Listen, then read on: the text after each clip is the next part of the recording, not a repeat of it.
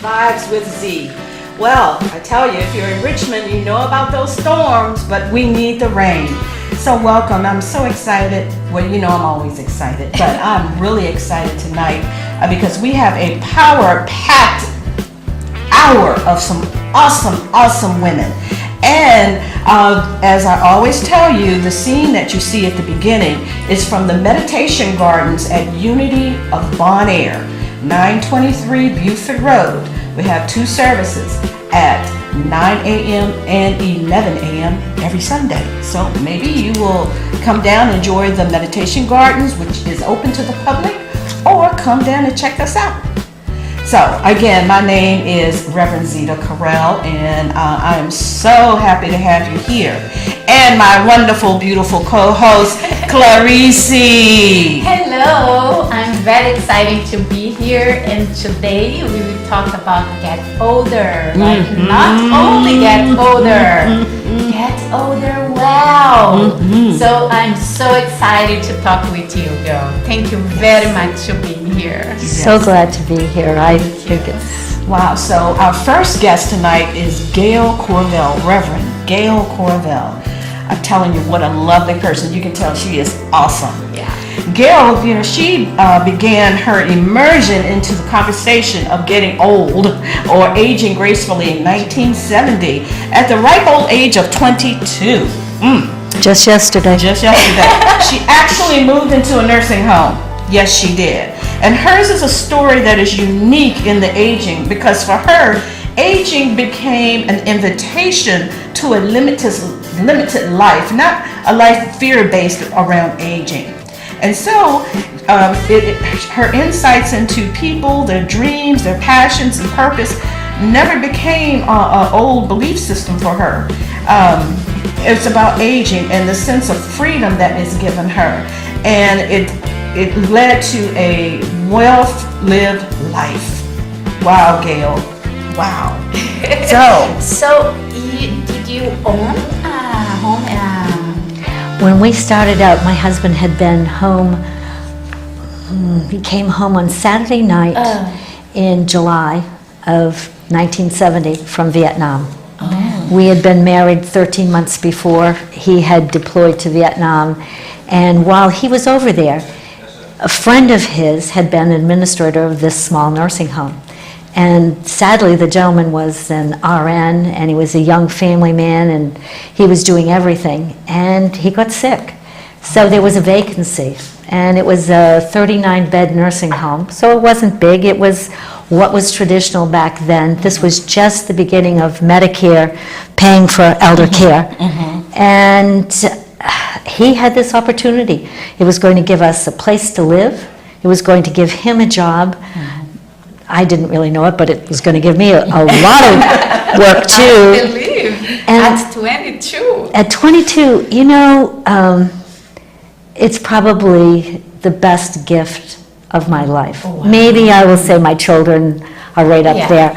But as far as personally for me, any fear that I might have ever had about growing old evaporated. Wow. It evaporated because the gift that the elderly people that were calling this small nursing home taught me something that just has held me in good stead ever since. You want to know that secret? Yes. So yes. Yes, she has a secret. Yeah. She wants to share with us. It is. It's a secret that I think everyone should know. Don't fear. Don't fear growing old. I don't fear it because I take great joy in being alive, because they taught me about the joy of living every single moment that you're here. Because the ones that don't make it seem to be the people that had the most difficulty living in the institution of a nursing home. They weren't flexible. They had so much fear around things being taken from them. And you know, if we can transmute or change or just realize we have a choice about what we believe old is about. And old hasn't been valued in our society up until now. I think that this is true. we are growing older all the time in society. Yes. Otherwise, we're not here, we're invisible. Yes. So, as very visible, growing percentage of the older person in this country and around the world. I mean, we have in Okinawa, Japan, a wonderful example. Okinawa has more centurions, people over 100, than any other culture. And they respect much more. The Yes. Japanese really respect the older people. And Don't you think? I think so. They even have a term for it, ikigai. Say that again. Ikigai. Ikai. That means? And that means having a reason to get up in the morning. That's not just about yourself. This So is the good. secret that I said I would tell you about how to grow old well, Yes. fearlessly, Yes. thrive, Yes. is to have passion about your purpose and being in service to others. It's that simple. Wow. You know, the fear-based idea is that we start worrying about our bodies. Yeah. And we're going to exercise and we're going to watch our diet and we're going to maybe even take fear there over exercise. Yeah. You know, go from one extreme to another with diets or exercise. And, you know, just really become brittle from the idea that we can't eat this and we have to do that. When if you relax into having a purpose, of finding something. When I was younger, when we started growing the nursing home into the types of facilities that we would want ourselves to live in one day. Not that I think everyone has to live in a nursing home. I think that we're coming to the point that the conversation is getting bigger about giving ourselves permission to have the conversation. Yes. Yes. You know, how do we want to live out? There's a great book on the market now. It's been out a couple of years. Akil Gawande's Being Mortal. Can I hold that up? Yes, or would you? please, yes. This is, as far as I'm concerned, if you're going to buy one book, Can you see in that? 2016, in the months that remain, buy this book. I'm not involved with this fellow, but I am involved in what his message is. As a surgeon, he's talking about what so many people don't want to talk about, and that's the end of life. Yes. Wow. Yes, Interesting. I know in our society, we really, we limit ourselves about talking about the end of life. I think you're right. And if you don't make a plan to live each day well, and if you don't talk about what that looks like for you, Right. you may find yourself just, you know, out of control, having no choice because you didn't ask the hard questions. Doctors, according to Dr. Gawande, never were taught how to give up. They're taught to save lives. So they don't know how to say to you, what do you want us to do? You know, what's that hard choice? So many people say, oh, you know, I saw my parents hooked up to machines and having no quality. Well, what does quality look like to you? He's got some wonderful, wonderful insight in the book, and it's his own personal journey with his own parents. And quite frankly, you know, it's the question that we all have to ask ourselves. No one doesn't have an expiration. Exactly. We just don't know the I date. thought that we was don't such know, a yes. unique statement. Can you say that one more time so make sure that the listening audience can hear this? No matter what we do, we have an expiration date. Yes. We may not know the date, but if we live as though now is the only moment that we have, So take the fear away, put love in our lives, and just live. absolutely. there's some great resources that I have used in counseling with families, because for 32 years this was my business, just working in the geriatric community. And that doesn't mean just the person that's part of my census. I was involved with home health agencies and getting care, keeping people at home. And there's a fellow out there by the name of Bill Thomas, and when I was active in the universe, I'm retired now. It doesn't seem possible. I've been retired for 16 years. I don't like the word retired. Right. I'm reinventing myself. You're reliving. I'm repurposing myself. Yes. Much better.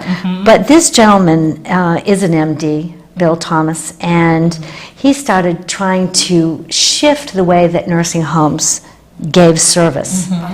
Because nursing homes model themselves after hospitals. Yes. They have sadly, through regulations, become a medical model. And so what time you get up and when you go to bed and how many hours between your meals. I mean, the day that my heart really was torn was the day my director of nurses said to me, I need more staff. And I said, well, I like that. What I didn't like was she said to run the computers. And, for data input. So, yes, we need to know, how we're aging. But my thought process is now that aging is a belief system. Yes, you're saying that is so true, because I know within my own family and other families too, we seem to repeat what the first generation did, and we don't have to do that, because we're living longer, we have more vitality, we have more purpose, and we just live, and we're freer now. Yes. I'm claiming. Chances to do things different. Exactly. Yeah. I think that 70 is the new 50. Yeah, I really do. I'm claiming it. Definitely. 70 is the new 50. Yes. And the 50 is the new 25. Yeah. Because we have, so many opportunities to be of service. I mean, look at the institutions that are in the throes of change, whether it's the political scene or it's the education scene, or if it's just talking to some of these millennials about the interest in clean food, clean water, clean air. Yes. We can be part of that. Oh, yeah. Yes, We can be part of that the solution. way you look is much younger. Well, And, it's all... again, let's go back to the belief system. Yeah. If I believed that I had to live and die like my mother, I might present very differently. But thank heavens, my loyalty is first and foremost to where I am now. So I have a purpose in being the best that I can be in the moment. Well, let me ask a question here, because that's very interesting. A lot of people would say that's being selfish, because you're looking out for you, and you don't, your kids, you should be grandma. You should be settled. I am a grandma. I am a grandmother. With the hair in the bun, and I am a grandma too, but I'm only a grandma. They don't look like grandmas. Maybe I'm not a grandma yet. Yes, but not the traditional grandmother. But take 9 months to be a grandma. And I have 7 wonderful grandchildren. Wow. I love being with them. And seriously, this idea of being in mixed generations, it's a gift. It's a gift. But my purpose is different. My children have their children. Yes. And the legacy, I hope, is to live my life well. And is that selfish? I don't think it's selfish when I have a purpose. Yes. And that purpose is to create no harm. Yes. That's right. Create joy. Yes. Be a resource. When life handed me a new path in 2000, I could have maybe become depressed. Yeah. I could have been stuck in grief. I could have done a lot of things differently than I did. But what I decided was to become a new version of myself and look into my own interests and what did I want to do. And I had a clean slate. Wow. And I'm not alone in that. No. You know, when we talk about positively aging, it's like believing that it's a clean slate and I can dream about things with the same zeal that I did when I was 19 and 25. And your dreams have not stopped. Yeah. I know we think, and a lot of people in this society thinks, as you get older, your dreams, no, you shouldn't dream. You shouldn't dream as much. Yes, you shouldn't dream as hard or as big. But from what you're saying and what we are seeing and what research is showing, no, dream big. Dream big, and if you feel you're limited by your genetics, then get a book by Dr. Daniel Amen, and he talks about changing your brain, changing your age. You know, we are physical specimens, and we have Made in the cells, image of God. Yes. and thank God. Yes. And that's the difference in thinking that we're our biology. We're not our biology. We have no limits. Yes. We're here to thrive and to be light and turn anything that looks like a complication or a hurdle. Well, we have a mutual friend who says, I can hardly wait to see the good that comes from this. Yes. Isn't that nice? That's nice. Another one of those sayings is, what you focus on is what grows. Where attention goes, that's what grows. That's right. So if I'm thinking that I'm going to get up and I'm going to be achy and I'm going to be limited what I can do, I'll get limitations and I'll get achier. Yes. So let's think good things. Let's think good thoughts. Yeah. Eat less, move more, love. Love a lot. Love a lot. Do you know, one of the most Well, a lot. and love a lot. Most people, when I say I lived in a nursing home, everyone wants to know how much sex goes on in nursing homes. Did you know that? I'm curious. I am never interviewed when it doesn't come up. So tell me, you know what? A lot. A lot. Wow. A lot. And it's so much so that even the regulators had to get involved with it. In fact, we threatened to have to fire nursing staff who thought maybe there was too much going on and maybe they didn't want to deliver, food to the rooms at lunchtime so that, because they were visiting. They were busy. They were busy. So, no, there's... So life goes on. Stop just because you're old. Yeah, and don't make any loyalties to the infirmities of families that went before. You do not have to have the limitations. And don't feel that you have to. I think that was important, that I saw that, we as, parents, we want so much more for our children. Yes. Yes. And then we get grown up and, we still want to, be in that family. Well, no matter where you are, we're in the family. Yes. And so live it well. Yes. So it's not selfish to take care of yourself. No. Because we are made, as you said, in the image of God. Yes.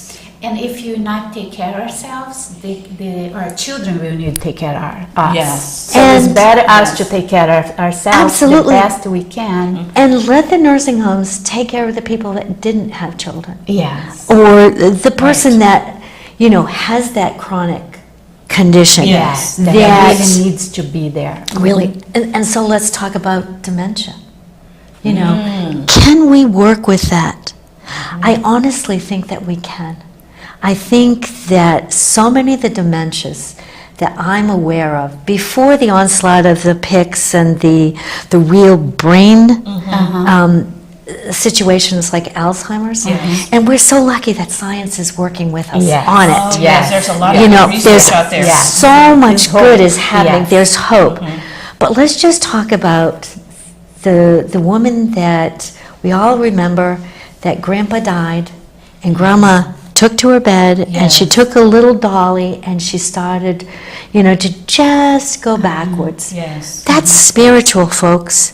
That's a spiritual longing to be taken care of, to be in the oneness that is creation and source, and to not have to go through that transformative journey of knowing you're mortal. It's a refusal in some circumstances to own your expiration date. So if I could say anything, it's just, look fear in the face. Look fear in the face and say, you know what? You're not real. Love is all that's real. That's it. It sounds simple, but I know. It becomes a choice. It's a practice. It's a practice. Hey, folks, it is a call-in show, so feel free to call in and ask Reverend Courville some questions. That number is 915-5202. 915-5202. Gail, you said something I want to start a conversation with, and it's living well. That's something that I think we should say is different for everyone, but society makes us think living well is riches and glory and big house. The big house, the big car, traveling to and fro. But that may not be the real thing. Right. And for those people who maybe they don't want the big house, the big car. I mean, there's a movement with tiny houses. That's a big thing now. So what about living well? What would you say about telling people to live well? Get in touch with their own personal integrity, their authenticity. Find out, what your belief systems are. My example is that I thought I didn't like housework because my mother said, I don't want my daughters to grow up and have to have the life I did. And I thought, okay, I'll be like my dad. I think a lot of women my age use their dad's model. And you know what? The older I become, thank you, God, I relish being female, being feminine, having a passion for nurturing. I find myself being compassionate about slugs and things I never thought I would feel connected to in the gardening, in the process. I mean, I have time to garden now. And you sound like you are celebrating your life. I celebrate, and that's what I learned. I mean, laughter. Yes. Celebrate with laughter. Find some access to joy every day. Even if someone's sitting at home and they're saying, well, good enough for her to say her legs work, her eyes work, she's not crippled with arthritis, and you're sitting at home and you're saying, you can tell me how easy it is, and it's not easy. And I understand it's not easy, but when you change your mind and you're living through your own belief systems, and you're not living from fear, that you're loving, so your hands or your vision, we have adaptation, we have talking books, we can't travel, well, we can armchair travel. In the nursing home, we had a dance floor, we had a beauty shop, well, we still do.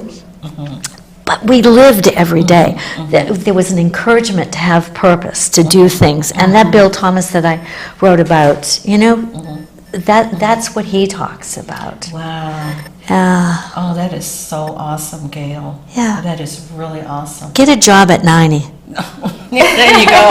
That's a goal. Yeah, you can be a welcome person at Walmart. I mean, it's not about the pay, it's about the passion. And even volunteering, you can volunteer. That's a good thing. That would be a good place to start. So I know you talked about here in the opening, we talked about that belief system, and you've talked about that a lot.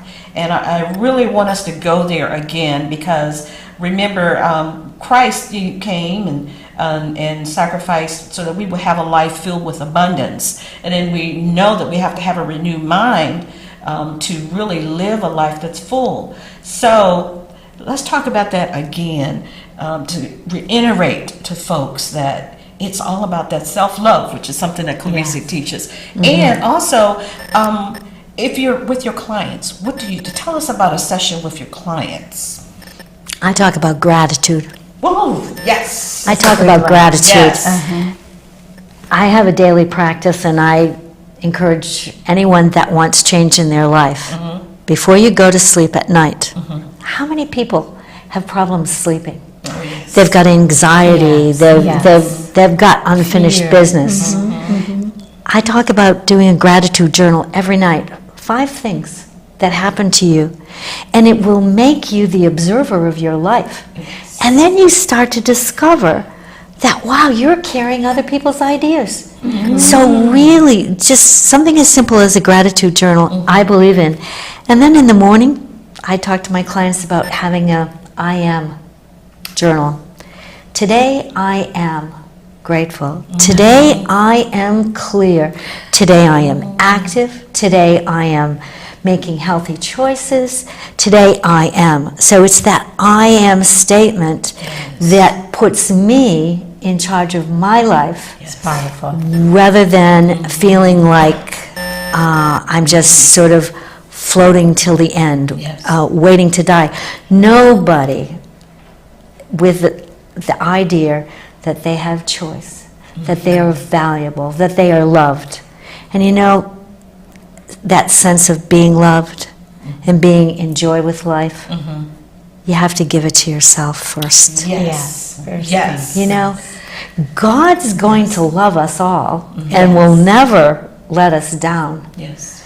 But if He's pouring it all in and we think we can't hold it because somehow we're not good enough. Oh, You yes. know? You're broke. Yeah, you're We're broken. It's like all With a hole. Yeah. Yeah. Yeah. You leak all the Yeah. Yes. So maybe that's what, you know, talking about positive age is like, you know, stop thinking you're HOLEY. There you go. You know, put the W there. We're all in this together. Yes. We're all in this together. Yes. Let's learn how to be the best that we can be, no matter what day it is on the calendar or what year it is, Yes. since we took that first breath. Do you have a website, Gail? I don't have a website. Oh. No, I don't. Well, but we're going to have your information, your phone number at the end of the show. If someone wants to give you, a shout out. And let's tell them where I live. Yes. Oh, yes. Oh, yes. Oh, yes. You have to do the honors on it because It's beautiful. It's beautiful. The one thing that I will say that Gail taught me personally is to say yes to God. Oh, absolutely. To say yes to God, to my life, to opportunities that I may be afraid of, but still say yes and do them. So, and tell them about your beautiful retreat center. Well, after all those years working in the nursing home and working with clients of advanced age, I would always tell people to stay not isolated. I now live isolated, but I said yes to a farm, and it's called Serenity. Serenity Farm. I have moved into Serenity. Yes. Serenity Farm. And So thank you. You have retreats. It's a retreat center. You have retreats there, retreat groups, and weddings, and all sorts of wonderful things go on there. It's absolutely beautiful, and I just love being in that environment. There's something special about that land. Yes. There's something very special about it. All land is special. If we Yes, can this get is back true. into nature Yes. and make that connection, that everything Yeah. is special. Everything is sacred. And every age is I special. want to say thank you so much for coming on the show. Yes, thank Yes. you. Thank This was you. amazing. Yes. Thank you very And much. I want you to remember to smile because somebody needs it. Well,